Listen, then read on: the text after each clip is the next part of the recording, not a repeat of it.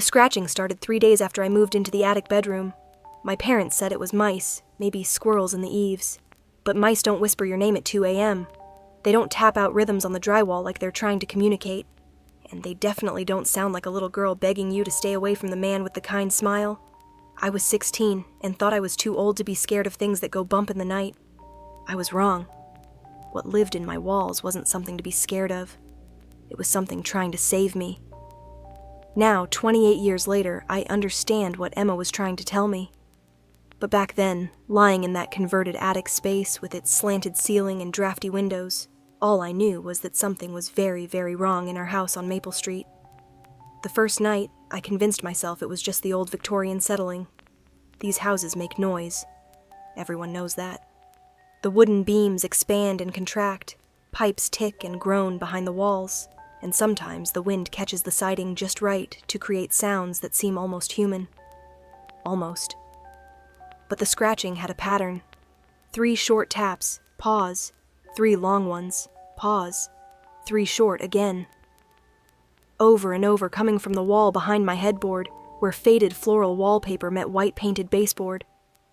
I pressed my ear against the cold plaster, feeling the chill seep through. The scratching stopped immediately, as if whatever was making the sound knew I was listening. The sudden silence was somehow worse than the noise had been. In that quiet, I became hyper-aware of every other sound. The grandfather clock ticking downstairs, the refrigerator humming, my parents' television murmuring through the floorboards. Then came the whisper. Alex. My blood turned to ice water. The voice was small, young, barely audible through the wall. A little girl's voice, sweet and questioning, like she was asking if I wanted to come out and play. But there was something else in that voice. Urgency. Warning. I jerked back from the wall, heart hammering against my ribs so hard, I was sure it would wake my parents 2 floors below. Houses don't know your name. Mice definitely don't know your name. But something in my walls did, and it was trying to get my attention. Sleep didn't come that night. I lay rigid in my twin bed, staring at the ceiling where shadows from the streetlight created shifting patterns through the bare branches of the old oak tree. Every creak of the house settling, every whisper of wind against the windows made me flinch. But the voice didn't come again. The next morning at breakfast, I mentioned the sounds to my parents, trying to keep my voice casual as I spread peanut butter on my toast. Mom barely looked up from her coffee, dark hair falling across her face as she scanned the morning paper. Old house, honey. Probably just mice. Dad nodded in agreement, already buried in the sports section, reading glasses perched on his nose. He promised to set some traps in the attic that weekend. Can't have rodents chewing through the electrical wires. But I caught something in Dad's expression when he glanced up. A tightness around his eyes, a too quick dismissal that didn't match his usual thorough approach to household problems, like he didn't want to discuss what might be living in our walls. The second night, the scratching came earlier. Around midnight, just as I was drifting off with a book about the Salem witch trials splayed across my chest. But this time, it wasn't just random tapping. It was deliberate, purposeful, like someone was trying to carve something into the wood behind the plaster. The sound had an urgency that made my skin crawl. I grabbed the heavy flashlight from my nightstand and pressed it against the wall. The light created a small circle of brightness against the wallpaper, illuminating tiny pink roses that had probably been cheerful once, but now looked faded and sad. The scratching paused, then resumed with more urgency, faster now, like fingernails clawing frantically at wood. Alex, came the whisper again, clearer this time, more insistent. Alex, please. My hands trembled as I held the flashlight, the beam wavering against the wall. This wasn't my imagination. This wasn't the house settling, or mice, or any other rational explanation my parents might offer. Someone, something, was calling my name from inside the wall behind my bed, and she sounded desperate. Who are you? I whispered back, feeling foolish, but desperate for answers. The scratching stopped. For a long moment, there was only silence, broken by the distant hum of the refrigerator and the tick of the grandfather clock. Outside, a car drove past, its headlights briefly illuminating my room before disappearing. Then, so softly, I almost missed it. Emma? Emma. The name sent a chill down my spine, though I couldn't say why. It felt familiar, like something half-remembered from a dream or a story someone had told me long ago. The kind of familiarity that sits just at the edge of your consciousness, maddeningly out of reach. Emma, what do you want? Help. The word was barely a breath, carried through the wall like a sigh. Help me, Alex. He's coming back. My throat constricted. Who's coming back? But Emma had gone silent. I pressed my ear against the wall until my head ached, straining to hear something. Anything. But there was nothing more than the usual creaks and groans of an old house trying to sleep. The silence felt heavy, expectant, like the pause before thunder after lightning splits the sky. I didn't sleep that night either. Instead, I sat by my window, watching the darkness slowly give way to gray dawn, turning over Emma's words in my mind. He's coming back. Who was coming back? And why did Emma sound so frightened? The third day, I couldn't concentrate on anything. In AP history, Mrs. Patterson's lecture about the Industrial Revolution washed over me like background noise. In chemistry, I nearly caused an explosion by mixing the wrong compounds, earning a sharp reprimand from Mr. Garcia. My best friend Sarah asked me 3 times if I was okay. How could I explain that a ghost named Emma was talking to me through my bedroom wall? How could I tell anyone that I was starting to believe the voice was real, that somewhere in the structure of our house, a little girl was trapped and calling for help? After school, I went to the public library instead of heading home. The Millbrook Public Library was one of those old Carnegie buildings, all dark wood and high ceilings, and the smell of aging paper. I'd always loved it there. The quiet, the sense of knowledge waiting to be discovered, the way afternoon light slanted through tall windows and illuminated dust motes dancing in the air. I spent 2 hours in the local history section, researching our house's past. Built in 1892, it had housed 3 generations of the Morrison family before my parents bought it 15 years ago. The records were sparse: property deeds, tax assessments, a few mentions in the society pages. But then I found it, buried in a box of old newspaper clippings that the Historical Society had donated. The headline made my blood run cold: "Local Girl Missing from Maple Street Home." The article was from the Millbrook Gazette, dated October 15, 1967. My hands shook as I read. Emma Morrison, age 8, disappeared from her family home at 1247 Maple Street, sometime during the night of October 13th. The child was last seen in her bedroom by her mother at approximately 10 p.m. When Mrs. Morrison went to wake Emma for breakfast the following morning, the child was gone. Police have searched the surrounding woods and interviewed neighbors, but no trace has been found. Emma Morrison. Our address. Our house. A little girl named Emma had vanished from my bedroom 28 years ago. I photocopied the article with trembling hands, then dug deeper. There were follow-up stories over the next few weeks. Search parties organized, rewards offered, theories proposed. Some thought Emma had wandered into the woods and gotten lost. Others suggested she might have been taken by someone passing through town.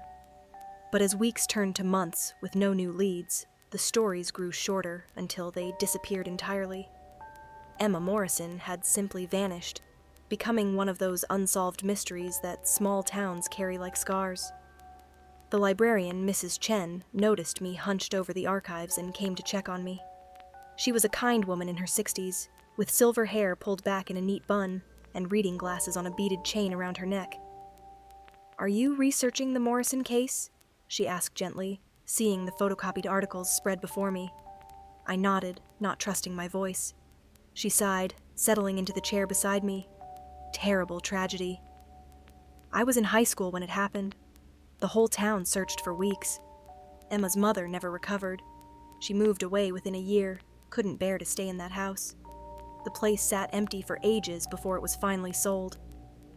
"What do you think happened to her?" I asked. Mrs. Chen's expression grew troubled. There were rumors at the time. Nothing the police could ever prove. But there was a man, Robert Morrison, Emma's father's business partner. He'd been at the house that evening for dinner. Some people thought she trailed off, shaking her head, but there was no evidence.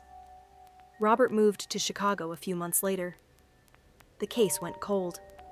My heart began to pound. Robert Morrison? Does he ever come back to Millbrook? Oh, occasionally. He's quite elderly now, must be in his 70s. He visits every few years, says he likes to check on the old properties from his business days. Why do you ask? Because Emma said he's coming back. Because a ghost in my walls is trying to warn me about him. Just curious, I managed to say. Thank you, Mrs. Chen.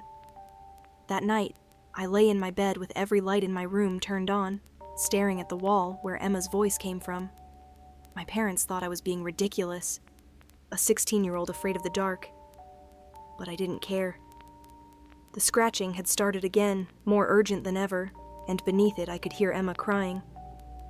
Emma, I whispered, are you okay? He killed me, came the small voice, so faint I had to press my ear against the cold wall to hear it. I saw what he did to Mrs. Patterson. She came to visit my mother that night, and I couldn't sleep. I came downstairs for water, and I saw him, Mr. Morrison. He was angry with her about something.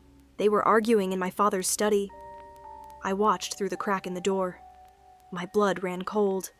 Mrs. Patterson, the same last name as my history teacher. Could it be related? What did you see, Emma? He pushed her. She fell and hit her head on the fireplace. There was so much blood. I made a sound, I couldn't help it, and he saw me watching. He told me it was an accident, that I had to keep it secret, that no one would believe a little girl anyway. He said if I told, something bad would happen to my parents. The frost began spreading across my windows again, and the temperature dropped so sharply I could see my breath. I tried to stay quiet.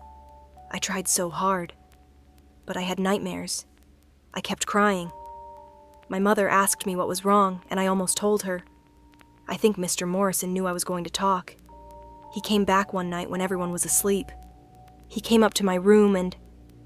Emma's voice broke off into sobs, and the scratching became frantic, desperate. He took me, she continued, her voice barely audible. He said he was taking me somewhere safe. But he brought me back here, to the attic. He said I'd be safe here, that no one would find me, that I'd be a good girl and keep secrets forever. I tried to fight. I tried to scream, but he was so strong, and I was so small.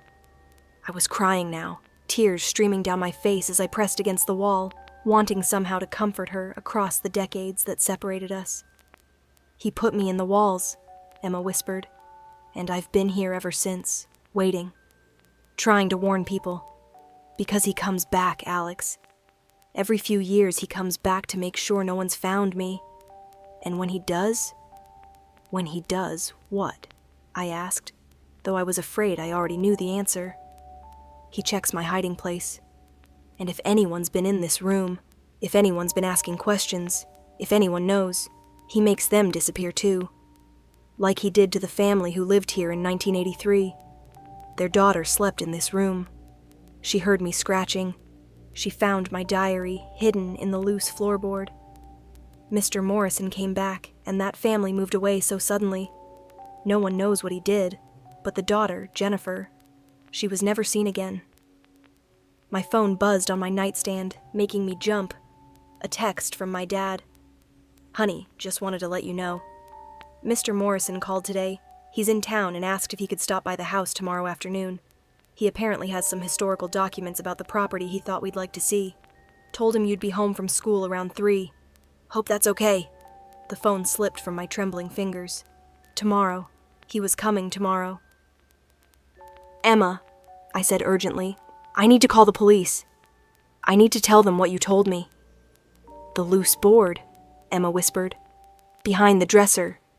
Show them the loose board. That's where I hid my diary. That's where he put me. Show them, Alex. Before he comes back. Before it's too late. I didn't wait. Despite the late hour, despite knowing my parents would be furious, I called 911. My voice shook as I explained, as clearly as I could without sounding insane, that I had information about a missing child from 1967, that I knew where Emma Morrison's body might be. The dispatcher was skeptical, but professional. "We'll send an officer to check it out. Can you stay on the line?" 20 minutes later, 2 patrol cars pulled up outside our house. My parents were confused and angry, convinced I was having some kind of breakdown, but Officer Sarah Martinez listened to my story with a serious expression that told me she wanted to believe me, even if it seemed impossible. "Show me," she said simply. I led them to my attic bedroom, to the wall behind my dresser. As we climbed the stairs, I could feel the temperature dropping with each step. By the time we entered my room, everyone could see their breath in the air, despite it being a mild October evening. Officer Martinez's partner, an older man named Detective Harris, pulled out a thermal imaging camera. "That's unusual," he muttered, studying the screen. "There's a definite cold spot behind this wall, and the readings are inconsistent with normal thermal patterns." We moved the dresser. Behind it, just as Emma had said, was a section of wood paneling that looked slightly different from the rest. Older, more weathered, as if it had been removed and replaced many times over the years. Detective Harris used a crowbar to pry it open. The smell that emerged was unmistakable. The sweet, musty scent of decay that had been trapped for decades. Behind the wall, in a small crawl space, they found a skeleton wrapped in the rotted remains of a pink nightgown. And beside the bones, protected in a plastic bag, was a child's diary. My mother gasped and turned away. My father put his arm around her, his face pale with shock. But I stepped closer, needing to see, needing to know that Emma was finally found. Officer Martinez carefully retrieved the diary and opened it with gloved hands. The entries were written in a child's careful handwriting, growing more frantic and frightened as the pages progressed. The last entry was dated October 13th, 1967, the night Emma disappeared. "I saw Mr. Morrison push Mrs. Patterson," Officer Martinez read aloud, her voice thick with emotion. "She's dead. I know she's dead. He saw me watching. He says I have to keep it secret, but I'm so scared. I want to tell Mommy, but he said something bad will happen. I don't know what to do. I keep having bad dreams about Mrs. Patterson's face. I can't stop crying.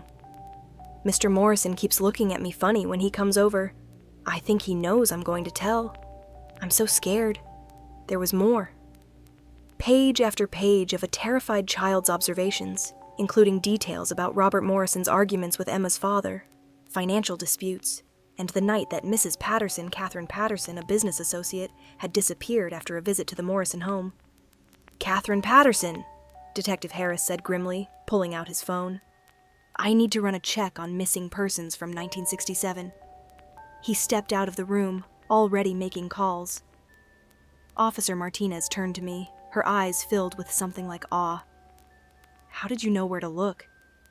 I glanced at the wall, where the scratching had finally stopped. "Emma told me," I said simply. The next afternoon, when Robert Morrison arrived at our house carrying a briefcase of historical documents, he was met by 6 police officers instead of a naive teenage girl. The look on his face when he saw me standing safely behind Detective Harris was one I'll never forget. Rage, fear, and a calculating coldness that made my blood run cold. He tried to run. He made it 3 steps before officers tackled him to the ground. In his briefcase, along with innocuous property records, they found detailed notes about our family, our schedules, my school routines, even a floor plan of our house with my attic bedroom circled in red. They found similar notes about other families who had lived in the house over the years, along with news clippings about missing persons cases dating back decades. Robert Morrison had been methodically eliminating anyone who got too close to discovering Emma's body, and by extension, his murder of Catherine Patterson. Catherine Patterson's body was eventually found buried in the foundation of a building Robert Morrison's company had constructed in 1967, right after her disappearance. With Emma's diary as evidence, along with modern forensic analysis, the case finally came together. They found evidence of at least 3 other murders. People who had asked too many questions, researched too deeply, or simply been in the wrong place at the wrong time. Jennifer Davis, the girl who had lived in our house in 1983, and who Emma had mentioned, was found buried in a construction site from that era. Each victim had somehow threatened to expose the truth about Emma or Catherine. Robert Morrison died in prison 2 years into his life sentence, still maintaining his innocence, still insisting that Catherine Patterson's death had been an accident, and everything else was just an unfortunate series of coincidences that he'd tried to manage for the good of all involved. I never heard Emma's voice again after that night. The scratching stopped, the cold spots disappeared, and my attic bedroom became just a normal room in an old house. But sometimes, on quiet evenings, when the sunset streams through my windows just right, I catch a glimpse of a small figure playing in the corner. Not frightening, but peaceful, content, free. Emma Morrison is no longer trapped in the walls. She's free to play, to laugh, to be the child she never got the chance to be. And I know that somewhere, she and Catherine Patterson and all of Robert Morrison's other victims have finally found peace. The house on Maple Street has been demolished now, replaced by a small memorial garden where children can play safely in the sunshine. A brass plaque by the entrance reads, "In memory of Emma Morrison, Catherine Patterson, and all those whose voices were silenced.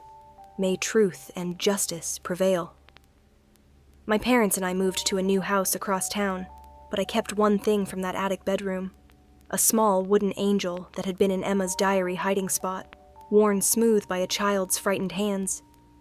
I keep it on my desk as a reminder. Sometimes the dead don't rest because they can't. Sometimes they don't rest because they won't. Not until justice is served and the truth is finally revealed. Emma Morrison taught me that the bravest thing you can do is listen when someone asks for help, even if that someone is just a whisper in the walls. Even if everyone else tells you it's just mice. Sometimes it's not mice at all. It's a little girl who refused to let her murder be forgotten, who spent 30 years scratching SOS into the walls, waiting for someone brave enough to listen. And I'm so grateful I was that someone. Now, 28 years later, I work as a victim's advocate. I help families navigate the legal system when their loved ones go missing or become victims of violent crimes. I've learned to listen to the small voices, the overlooked details, the whispers that others dismiss as imagination or coincidence. Because sometimes those whispers are the only way the truth can find its way to the surface. I tell Emma's story to the families I work with, not the supernatural parts, but the important parts. That someone cared enough to listen. That justice, even delayed, is still justice. That the dead don't always rest quietly, and sometimes that's exactly what the living need. Every October 13th, I visit the memorial garden where our old house used to stand. I bring fresh flowers and sit on the small bench facing the playground. Children laugh and play where Emma once lived in fear, where she died alone and frightened in the walls of her own home. But she's not alone anymore. She's not frightened anymore. And she's not forgotten. Last year, a young mother approached me at the memorial garden. Her daughter had been playing on the swings when she suddenly stopped and waved at an empty corner of the playground. "Who are you waving at, sweetie?" the mother had asked. "The little girl in the pink dress," her daughter replied. "She looks sad." I wanted to make her smile. The mother looked around, seeing no one, then noticed the memorial plaque. She read about Emma Morrison, about the little girl who had died in a pink nightgown, and she understood. She told me her daughter had waved, and for just a moment she could have sworn she saw a small figure wave back before fading into the afternoon sunlight. Emma is still there sometimes, I think. Not trapped, not crying, not scratching desperately at walls. Just playing. Just being the child she never got to be. Making friends with other children who aren't afraid of a little girl in a pink dress who likes to play at sunset. I like to think that's Emma's choice now. To stay and watch over the children who play where she once lived. To make sure they're safe. To make sure no one else ever has to scratch messages into walls, hoping someone will listen. The wooden angel sits on my desk at work, a reminder that sometimes the most important voices are the ones others can't hear. That sometimes the bravest thing you can do is believe in something that seems impossible. That sometimes, when you hear scratching in the walls, you should listen. Because it might not be mice at all. It might be someone who needs your help. Someone who has been waiting a very long time for someone brave enough to hear their story, and everyone deserves to have their story heard, even the dead. Especially the dead. Emma Morrison taught me that, and I'll never forget the lesson.